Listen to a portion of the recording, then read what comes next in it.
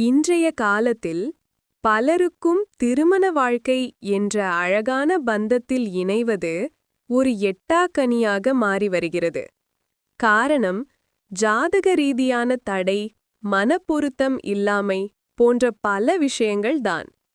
அப்படிப்பட்ட திருமண தடைப்பட்டவர்களுக்கு முருகப்பெருமானை கந்தசஷ்டி விரதத்தின் 6ஆம் நாள் முழு மனதுடன் வழிபட்டால் திருமணத் தடை விலகி விரைவில் நல்ல திருமண யோகம் ஏற்படும் என்று நம்பப்படுகிறது. கந்தசஷ்டி விரதம் 6 நாட்கள் நடைபெறுகிறது.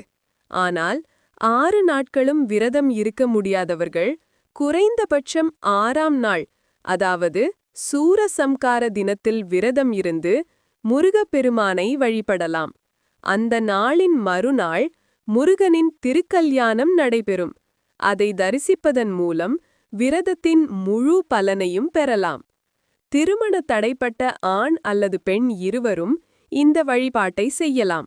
அல்லது அவர்கள் செய்ய இயலாத பட்சத்தில் அவர்களின் தாயார் இதை செய்யலாம். அதற்காக ஜாதகத்தின் ஜெராக்ஸ் நகலை எடுத்து அக்டோபர் 27ஆம் தேதி பிரம்ம முகூர்த்த நேரத்தில் முருகப்பெருமானின் படத்துக்கு முன் வைத்து அதன் 4 மூலைகளிலும் மஞ்சள் தடவி அதன் மேல் மஞ்சள் கட்டிய கயிறை வைத்து விரதத்தை தொடங்க வேண்டும்.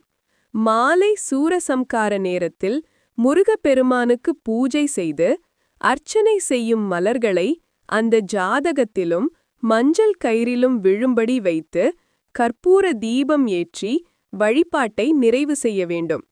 மறுநாள் முருகனின் திருக்கல்யாண நேரத்தில் ஆலயத்திற்கு சென்று அந்த மஞ்சள் கயிறை தலவிருட்சத்தில் கட்டி ஜாதகத்தை நம்முடன் வைத்துக்கொண்டு திருக்கல்யாணத்தை தரிசித்து விரதத்தை பூர்த்தி செய்ய வேண்டும். பின்னர் அதே ஜாதகத்தையே வரன் பார்ப்பதற்காக பயன்படுத்த வேண்டும். இப்படி பக்தியுடன் முருகப்பெருமானை வழிபட்டால் திருமண தடை விலகி விரைவிலேயே திருமண பந்தத்தில் இணையலாம்.